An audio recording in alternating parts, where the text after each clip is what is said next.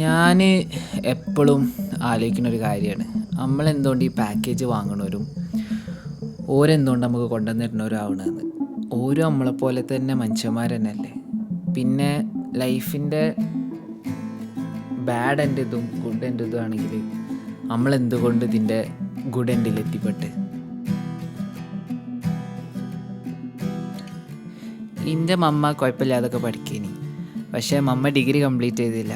അപ്പോൾ ഞാൻ മമ്മനോട് എപ്പോൾ ചോദിക്കുമ്പോഴും എന്തുകൊണ്ട് ഡിഗ്രി കംപ്ലീറ്റ് ചെയ്തില്ല അല്ലെങ്കിൽ എന്തുകൊണ്ട് ഫർദർ സ്റ്റഡീസ് ഒന്നും നോക്കിയില്ല ചോദിക്കുമ്പോൾ മമ്മ പറയൽ അതിന് പറ്റിയൊരു സാഹചര്യം അല്ലേ ഇനി എന്നാണ്. കാരണം മമ്മൻ്റെ ഫാദർ മമ്മക്ക് 7 വയസ്സാകുമ്പോഴത്തെ മരിച്ചു പോയതാണ്. പിന്നെ മമ്മൻ്റെ 2 യങ്ങർ ബ്രദേഴ്സ്, പിന്നെ മമ്മൻ്റെ മദർ എന്ന് വെച്ചാൽ എൻ്റെ ഗ്രാൻഡ് മദർ ഒറ്റയ്ക്ക് കഷ്ടപ്പെട്ടിട്ടാണ് ഒരു ഇതുവരെ എത്തിച്ചത്. ഇപ്പോൾ ഒരു നല്ല ഇതിലായതുകൊണ്ട് മമ്മിയും പപ്പിയൊക്കെ നല്ല ഇതിലായതുകൊണ്ട് എനിക്കിപ്പോൾ നല്ല ലൈഫുണ്ട്.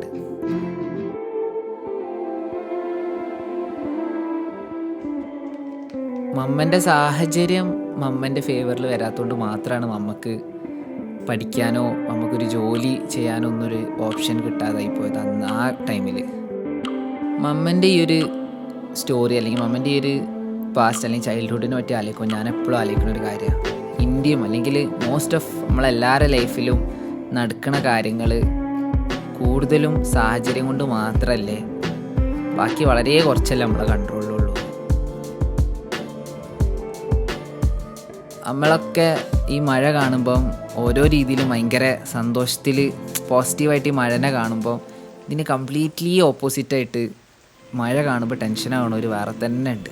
അപ്പോൾ എനിക്കെപ്പോഴും ഞാൻ ഇപ്പോൾ നേരത്തെ പറഞ്ഞാൽ ഇന്നെപ്പോഴും ബഗ്ഗിയാണൊരു കാര്യമാണ് വൈ ഞാൻ ലൈഫിൻ്റെ ഗുഡ് എൻഡിലും ചിലർ സോ റാൻഡംലി ലൈഫിൻ്റെ ബാഡ് എൻഡിലും ആയത്.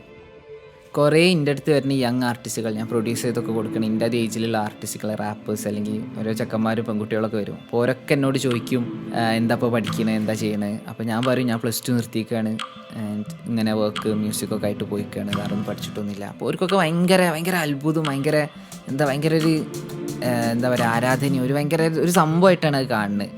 ഞാൻ എന്തൊക്കെയോ വലിയൊരു സാധനം ചെയ്ത മാതിരിയാണ്. പക്ഷേ അതൊരിക്കലും ഒരു രീതിയിൽ നോക്കുമ്പോൾ നമുക്ക് ഇങ്ങനെ കാണാം, ഞാൻ +2 നിർത്തി കോളേജിൽ പോകാതെ ഒരു മ്യൂസിക് എന്ന് പറഞ്ഞ ഫീൽഡിലേക്ക് റിസ്കി ഡിസിഷൻ എടുത്ത് കുറേ ആൾക്കാർ പറയണതൊന്നും മൈൻഡാക്കിയില്ല. ഞാൻ എൻ്റെ ഡ്രീം എന്ന് പറഞ്ഞിട്ട് ഒറ്റ വിഷനിൽ ഞാൻ മുന്നോട്ട് നീങ്ങി അങ്ങനെയൊക്കെ കാണാം. പക്ഷേ അതല്ല എൻ്റെ സത്യം.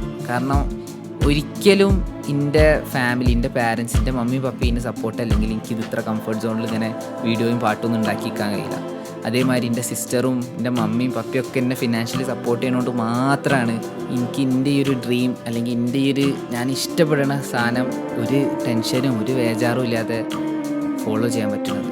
എനിക്കൊരിക്കലും രാവിലെ എണീച്ചിട്ട് ഒരു ടെൻഷനും ഇല്ല. ഞാൻ എണീച്ചിട്ട് എനിക്കെൻ്റെ പാട്ട് ചെയ്യുക, എൻ്റെ ഇത് ചെയ്യുക, അല്ലാതെ ഇന്ന് ജോലി ചെയ്തില്ല എനിക്ക് പൈസ കിട്ടൂല, പൈസ ഇട്ടില്ല എനിക്ക് ഫുഡ് കിട്ടൂല എന്ന് പറഞ്ഞൊരു ചിന്ത ഒരിക്കലും ഞാൻ ഈ ശ്രമിച്ചാലും കൂടി എനിക്കത് ജെന്യൂനായിട്ട് ചിന്തിച്ച് ടെൻഷനാവാൻ കഴിയില്ല. കാരണം അത്രയും സുഖത്തിലാണ് ഞാൻ ജനിച്ചെന്ന് മുതൽ ഞാനെന്നല്ല എൻ്റെ മാരത്തെ എത്രയോ കുട്ടികൾ, എത്രയോ മനുഷ്യന്മാർ ഇതേമാതിരി ഈ പ്രിവിലേജിൽ കൂടെ പോണത്. നമ്മളെ ചുറ്റും നോക്കി ഒന്ന് പുറത്തേക്ക് ഇറങ്ങിക്കഴിഞ്ഞാൽ എത്രയോ ആൾക്കാരുണ്ട് ഒരന്ന് പണിയെടുത്തിട്ട് പൈസ കിട്ടിയിട്ടില്ലെങ്കിൽ അവർക്ക് അന്ന് ഫുഡ് നല്ലപോലെ കഴിച്ച് രാത്രി കടന്നുറങ്ങാൻ പറ്റൂല. ബേസിക്കലി ഞാൻ ഒന്നും ചെയ്തിട്ടില്ല ഇങ്ങനത്തെ ഒരു പ്രിവിലേജ് ഡിസേർവ് ചെയ്യാൻ. ആൻഡ് അതിനെ ഭയങ്കരമായിട്ട് അനോയ് ചെയ്യണൊരു കാര്യം, എൻ്റെ മനസ്സിൽ നിന്ന് ഒരിക്കലും എന്നെ വിടാത്തൊരു സംഭവമാണ്. ആൻഡ് അതിനെക്കാട്ടി അനോയ് ചെയ്യണം എൻ്റെ ചുറ്റും ഇങ്ങനെ നമ്മളെ ഫാമിലിയിലുള്ളവരായാലും പുറത്തുള്ളവരായാലും ഫ്രണ്ട്സായാലും ഓരോ ആൾക്കാരെ നോക്കുമ്പോൾ ഓരോന്ന് ആക്ച്വലി അത് റിയലൈസ് ചെയ്യണില്ല അവർക്ക് ഇങ്ങനെ ഒരു പ്രിവിലേജ് ഉണ്ട്, ഒരു ലൈഫിൽ എത്രയോ ഭാഗ്യവാന്മാരാണ്. ആൻഡ് ലിറ്ററലി ഒരു റീസണും ഇല്ല അവർക്ക് ആ സാധനം കിട്ടിയതിന്. അവർക്ക് for no reason out of pure luck അവർക്ക് ഇതൊക്കെ കിട്ടിയിരിക്കുകയാണ്. അത് ആക്ച്വലി ഒരു റെസ്പോൺസിബിലിറ്റി ആണ് എന്നുള്ളത് റിയലൈസ് ചെയ്യാത്തത് എനിക്ക് കാണുമ്പം എനിക്ക് അതിനെക്കാട്ടി അടങ്ങാറാവും. I think the least we can do is ബാക്കിയുള്ള ആവശ്യമുള്ളവർക്ക് ഹെൽപ്പ് ചെയ്യുക, നമ്മളെ കൊണ്ട് കഴിയണ മാതിരി.